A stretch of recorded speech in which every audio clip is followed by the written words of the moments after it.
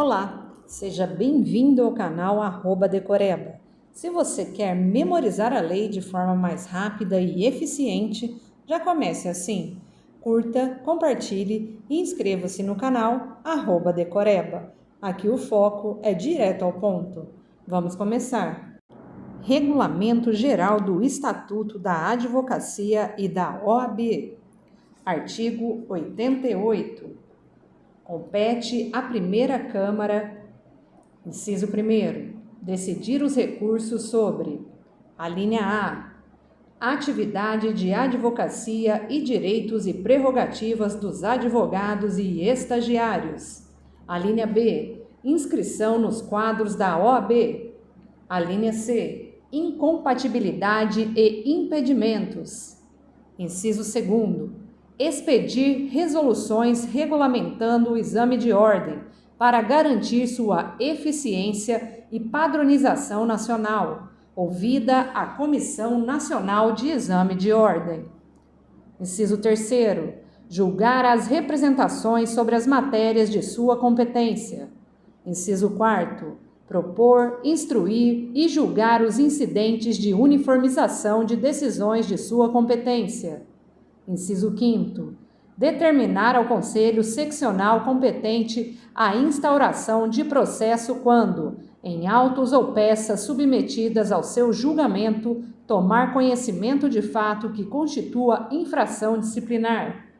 Inciso 6º, julgar os recursos interpostos contra decisões de seu presidente. Artigo 89.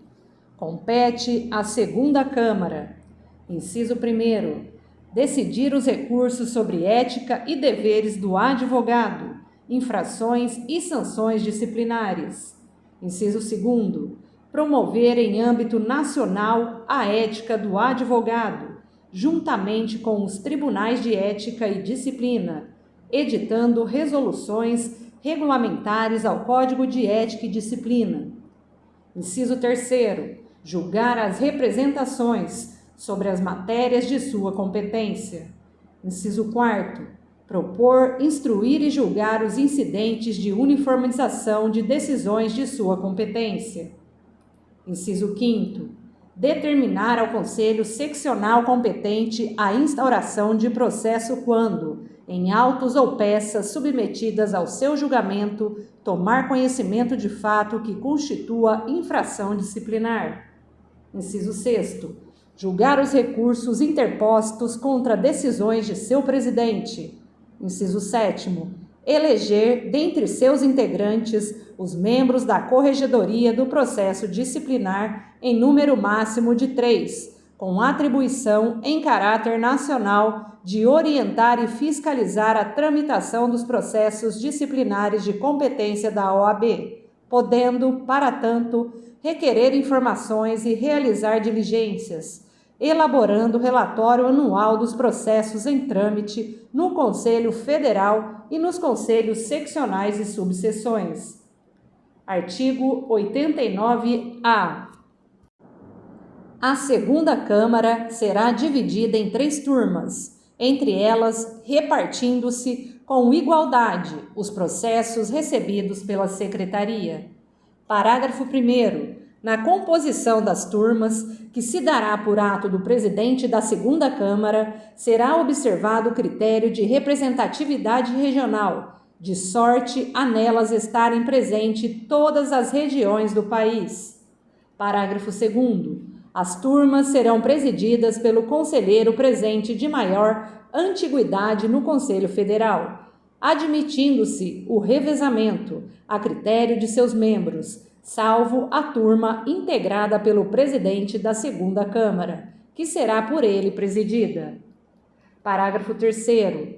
Das decisões não unânimes das turmas, caberá recurso para o Pleno da segunda Câmara. Parágrafo 4º. No julgamento do recurso, o relator ou qualquer membro da turma poderá propor que esta o afete ao Pleno da Câmara, em vista da relevância ou especial complexidade da matéria versada, podendo proceder do mesmo modo quando suscitar questões de ordem que impliquem a adoção de procedimentos comuns pelas turmas. Artigo 90. Compete à terceira Câmara, inciso 1º, decidir os recursos relativos à estrutura, aos órgãos e ao processo eleitoral da OAB.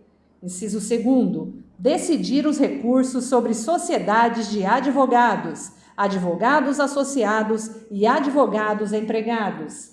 Inciso 3º, apreciar os relatórios anuais e deliberar sobre o balanço e as contas da diretoria do Conselho Federal e dos conselhos seccionais. Inciso 4º, suprir as omissões ou regulamentar as normas aplicáveis às caixas de assistência dos advogados, inclusive mediante resoluções.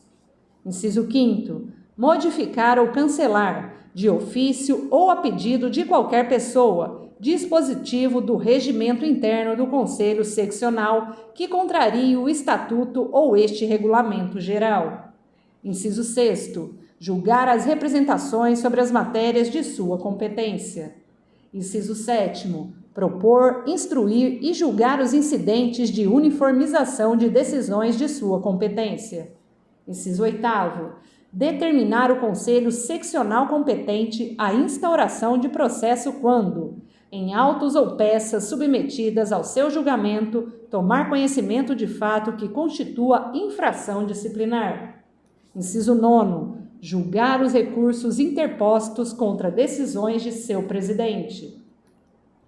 Seção 5. Das sessões. Artigo 91. Os órgãos colegiados do Conselho Federal reúnem-se ordinariamente nos meses de fevereiro a dezembro de cada ano, em sua sede no Distrito Federal, nas datas fixadas pela diretoria. Parágrafo 1º. Em caso de urgência ou no período de recesso, entre parênteses, janeiro, o presidente ou 1/3 das delegações do Conselho Federal pode convocar sessão extraordinária.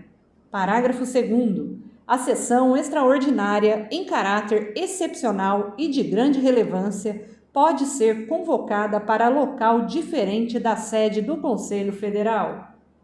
Parágrafo 3º. As convocações para sessões ordinárias são acompanhadas de minuta da ata da sessão anterior e dos demais documentos necessários.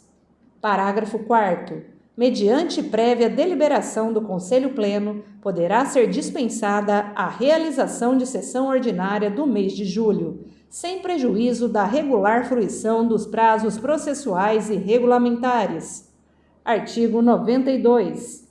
Para instalação e deliberação dos órgãos colegiados do Conselho Federal da OAB, exige-se a presença de metade das delegações, salvo nos casos de quórum qualificado, previsto neste Regulamento Geral. Parágrafo 1º. A deliberação é tomada pela maioria de votos dos presentes. Parágrafo 2º. Comprova-se a presença pela assinatura no documento próprio, sob controle do secretário da sessão. Parágrafo 3º. Qualquer membro presente pode requerer a verificação do quórum, por chamada. Parágrafo 4º. A ausência à sessão, depois da assinatura de presença, não justificada ao presidente, é contada para efeito de perda do mandato. Artigo 93. Nas sessões observa-se a seguinte ordem. Inciso 1º. Verificação do quórum e abertura. Inciso 2º. Leitura, discussão e aprovação da ata da sessão anterior. Inciso 3º. Comunicações do presidente. Inciso 4º. Ordem do dia. Inciso 5º. Expediente e comunicações dos presentes. Parágrafo único. A ordem dos trabalhos ou da pauta pode ser alterada pelo presidente, em caso de urgência ou de pedido de preferência. Artigo 94. O julgamento de qualquer processo ocorre do seguinte modo. Inciso 1º. Leitura do relatório, do voto e da proposta de ementa do acórdão, todos escritos pelo relator. Inciso 2º. Sustentação oral pelo interessado ou seu advogado, no prazo de 15 minutos, tendo o respectivo processo preferência no julgamento. Inciso 3º, discussão da matéria, dentro do prazo máximo fixado pelo presidente, não podendo cada conselheiro fazer uso da palavra mais de uma vez, nem por mais de 3 minutos, salvo se lhe for concedida a prorrogação. Inciso 4º, votação da matéria, não sendo permitidas questões de ordem ou justificativa oral de voto, precedendo as questões prejudiciais e preliminares às de mérito. Inciso 5º, a votação da matéria será realizada mediante chamada em ordem alfabética das bancadas, iniciando-se com a delegação integrada pelo relator do processo em julgamento. Inciso 6º, proclamação do resultado pelo presidente, com leitura da súmula da decisão. Parágrafo 1º. Os apartes só serão admitidos quando concedidos pelo orador. Não será admitido a parte, a linha A palavra do presidente, a linha B, ao conselheiro que estiver suscitando questões de ordem. Parágrafo 2º. Se durante a discussão o presidente julgar que a matéria é complexa e não se encontra suficientemente esclarecida, suspende o julgamento, designando o revisor para a sessão seguinte. Parágrafo 3º. A justificação escrita do voto pode ser encaminhada à secretaria até 15 dias após a votação da matéria. Parágrafo 4º. O conselheiro pode pedir preferência para antecipar seu voto se necessitar, ausentar-se justificadamente da sessão. Parágrafo 5º. O conselheiro pode eximir-se de votar se não tiver assistido à leitura do relatório. Parágrafo 6º. O relatório e o voto do relator, na ausência deste, são lidos pelo secretário. Parágrafo 7º. Vencido o relator, o autor do voto vencedor lavra o acórdão. Artigo 95. O pedido justificado de vista por qualquer conselheiro, quando não for em mesa, não adia a discussão, sendo deliberado como preliminar antes da votação da matéria. Parágrafo único. A vista concedida é coletiva, permanecendo os autos do processo na secretaria, com envio de cópias aos que as solicitarem, devendo a matéria ser julgada na sessão ordinária seguinte, com preferência sobre as demais, ainda que ausentes o relator ou o conselheiro requerente.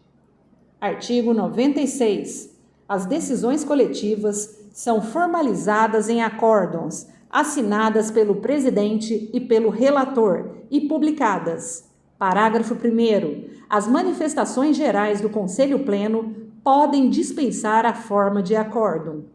Parágrafo 2º. As ementas têm numeração sucessiva e anual, relacionada ao órgão deliberativo. Artigo 97. As pautas e decisões são publicadas na imprensa oficial ou comunicadas pessoalmente aos interessados e afixadas em local de fácil acesso na sede do Conselho Federal. Seção 6. Da Diretoria do Conselho Federal. Artigo 98. O presidente é substituído em suas faltas, licenças e impedimentos pelo vice-presidente, pelo secretário-geral, pelo secretário-geral adjunto e pelo tesoureiro, sucessivamente.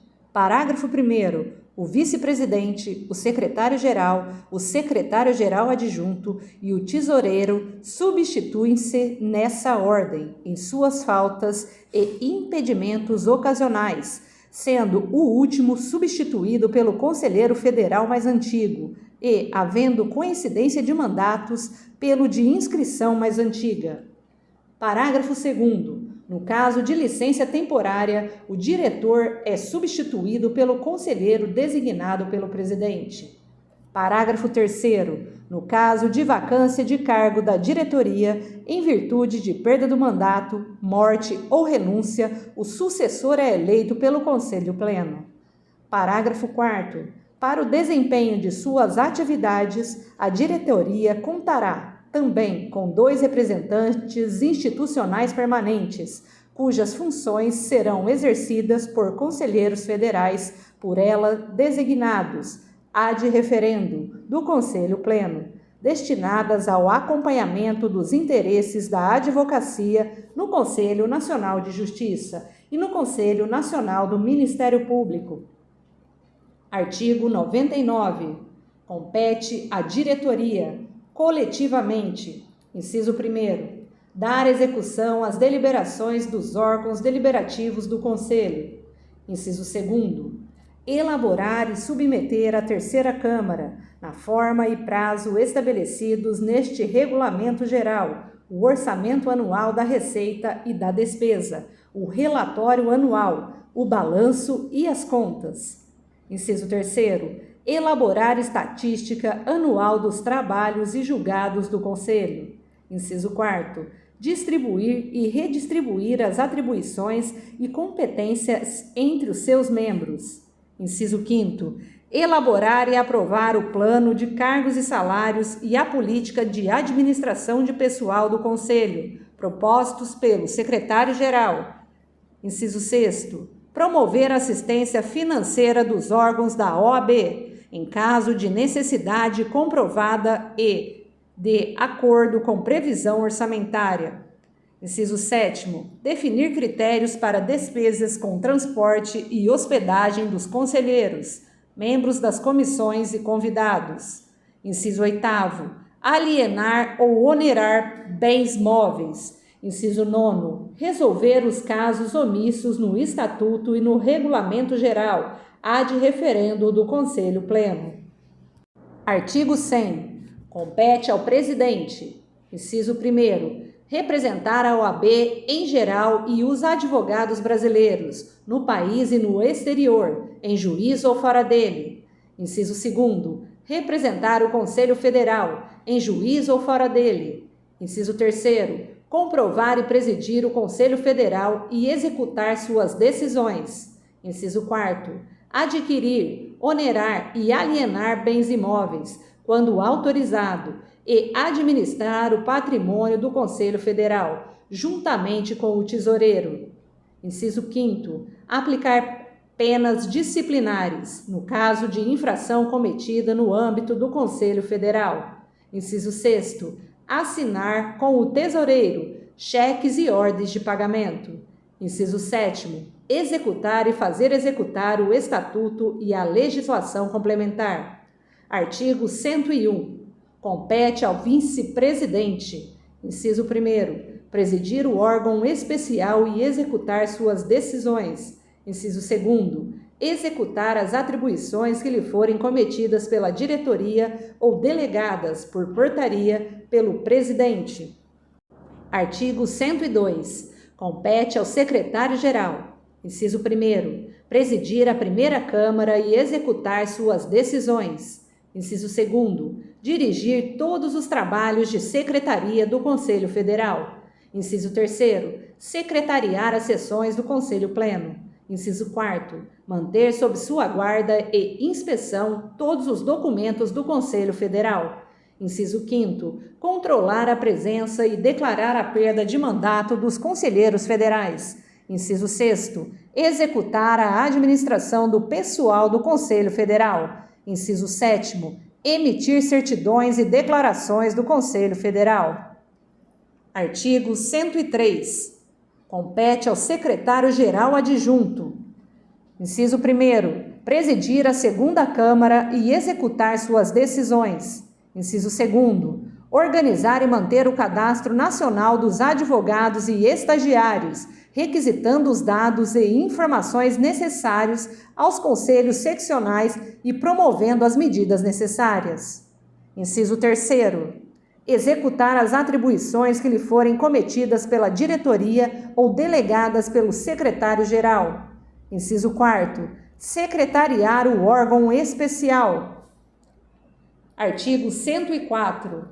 Compete ao tesoureiro, inciso 1º, presidir a terceira Câmara e executar suas decisões. Inciso 2º, manter sob sua guarda os bens e valores e o almoxerifado do Conselho. Inciso 3º, administrar a tesouraria, controlar e pagar todas as despesas autorizadas e assinar cheques e ordens de pagamento com o presidente. Inciso 4º. Elaborar a proposta de orçamento anual, o relatório, os balanços e as contas mensais e anuais da diretoria. Inciso 5º. Propor à diretoria a tabela de custas do Conselho Federal. Inciso 6º. Fiscalizar e cobrar as transferências devidas pelos conselhos seccionais ao Conselho Federal, propondo à diretoria a intervenção nas tesourarias dos inadimplentes. Inciso 7º. Manter inventário dos bens móveis e imóveis do Conselho Federal, atualizado anualmente. Inciso 8º. Receber e dar quitação dos valores recebidos pelo Conselho Federal. Parágrafo 1º. Em casos imprevistos, o tesoureiro pode realizar despesas não constantes do orçamento anual, quando autorizadas pela diretoria. Parágrafo 2º. Cabe ao tesoureiro propor à diretoria o regulamento para aquisições de material de consumo e permanente. Chegamos ao fim de mais um áudio. Este conteúdo foi produzido em abril de 2026. Lembre-se, a repetição é a chave da memorização. Ouça sempre que puder. Curta, compartilhe e inscreva-se no canal @Decoreba. Bons estudos e até o próximo áudio.